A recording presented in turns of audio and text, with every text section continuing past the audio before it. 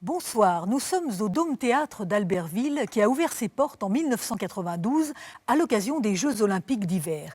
Une scène qui tient sa place dans le paysage culturel départemental et régional en donnant souvent la part belle aux rencontres entre les artistes et le public et aux créations. Avec l'adaptation de la nouvelle de Jules Supervielle, L'Enfant de la haute mer, le théâtre de nuit vous invite à une rêverie d'ombre et de lumière.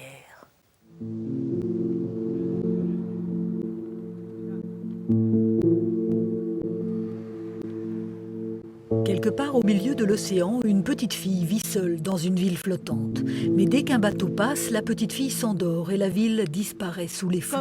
Ainsi, personne ne la voit jamais. Nous dirons les choses au fur et à mesure que nous les verrons et que nous saurons.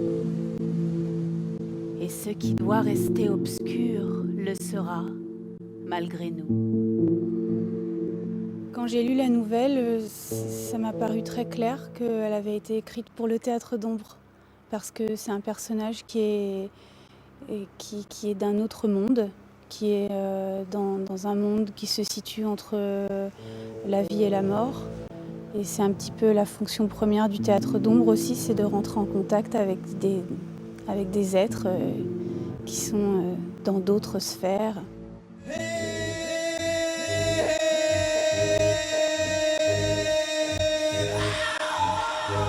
Des images fabriquées et manipulées à la main par Aurélie Morin et Julia Kovacs.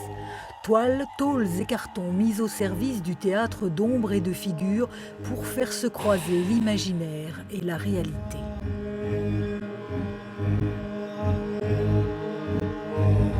Ce qui me touche, c'est de montrer des choses indirectes, des choses qu'on ne peut pas forcément dire avec les mots ou même avec le corps. Les figures, les ombres, elles ont vraiment une force qu'un humain n'a pas. Et cette force qu'elles ont permet de dévoiler finalement des états intérieurs, des états d'âme, des émotions qui sont très subtils. Donc la marionnette nous aide à exprimer l'humain finalement. D'abord danseuse, c'est aussi le mouvement auquel Aurélie Morin donne une prolongation avec le théâtre d'ombre.